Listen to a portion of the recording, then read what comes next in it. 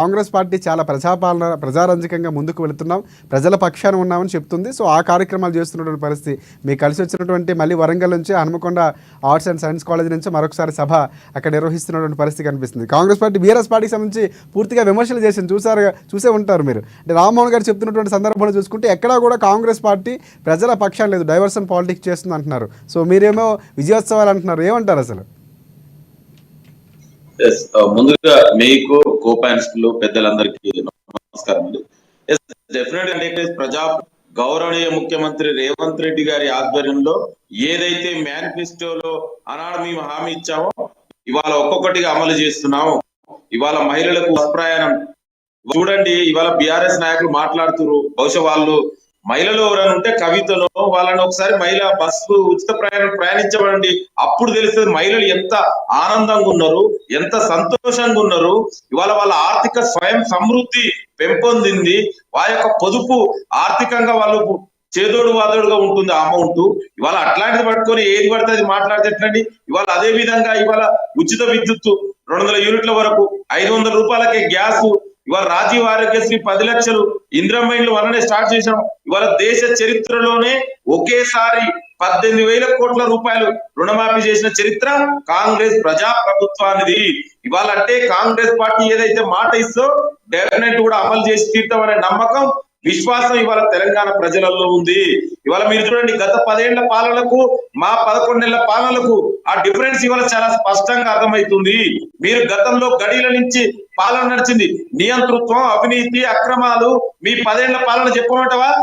ఇవాళ మీరు చేసినటువంటి land mafia, sand mafia, liquor mafia, telephone scam, phone tapping, విద్యుత్ కొనుగోలు, గొర్రెల స్కాము, చేపల స్కాము, కాళేశ్వరుల అవినీతి, ఈ ఫార్ములా రేస్ అవినీతి, ఇవన్నీ మీ పాలన.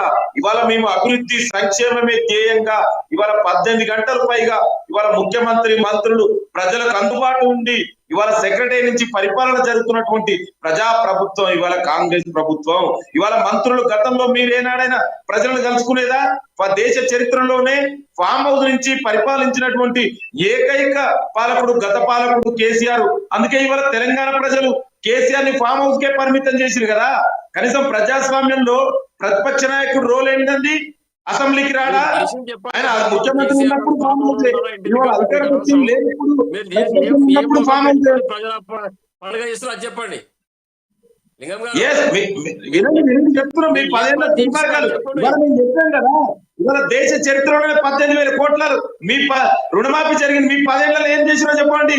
ఒక్క రైతులకు బేడీ లేచింది మీరు కదా. క్షేత్రస్థాయిలో పర్యటన చేస్తే తెలుస్తుంది. ఎవరు కూడా పూర్తి రుణమాఫీ జరగలేదు. 2 లక్షల రుణమాఫీ డిసెంబర్ 9లో చేస్తా అని చెప్పిన వ్యక్తి రేవంత్ రెడ్డి గారు. ముఖ్యమంత్రి పీఠం మీద కూర్చున్న తర్వాత 2 లక్షల రుణమాఫీ చేయట్లేదు. ప్రజలందరూ గగ్గోలు పెడుతున్నారు. ఒక్కసారి మీరు బ్యాంకర్ల దగ్గరికి వివరాలు తీసుకోండి.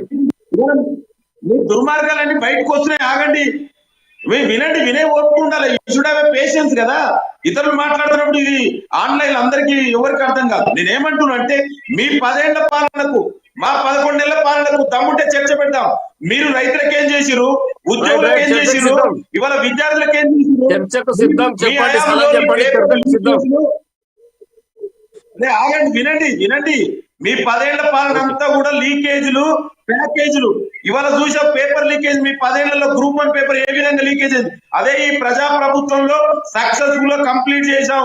ఇవాళ 11,000 డిఎస్సి నోటిఫికేషన్ వేసాం. ఇవాళ కొత్త టీచర్ రిక్రూట్మెంట్ జరిగింది, కానిస్టేబుల్ రిక్రూట్మెంట్ జరిగింది, నర్సింగ్ లో రిక్రూట్మెంట్ జరిగింది. ఇవాళ కాంగ్రెస్ ప్రజా ప్రభుత్వం వస్తే కొలువులు వస్తాయి, మా యువత భవిష్యత్తు బాగుపడుతుంది అన్నారు. ఇవాళ దానికి అనుగుణంగానే ఉద్యోగాలు వస్తున్నాయి. దాదాపు 50,000 ఉద్యోగాలు ఇవాళ ప్రజా ప్రభుత్వంలోనే ఇచ్చాం. మీ 10 ఏళ్లలో ఎన్ని ఉద్యోగాలు ఇచ్చినా చెప్పండి. కనీసం ఒక్క డిఎస్సీ లేదండి, ఒక జైలు నోటిఫికేషన్ వేయలే కేసీఆర్ 10 ఏళ్లలో, ఒక్క యూనివర్సిటీలో నోటిఫికేషన్ వేయలే.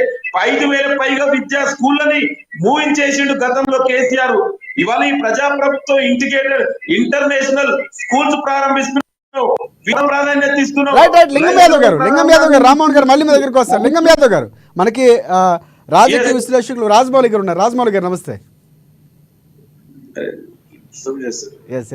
Congress party BRS party version విన్నారు. అంటే తెలంగాణ సాధించడమే నీళ్లు నిధులు నియామకాలు. సో ఆ తర్వాత పూర్తి స్థాయిలో 10 ఏళ్ల పాటు బీఆర్ఎస్ పార్టీ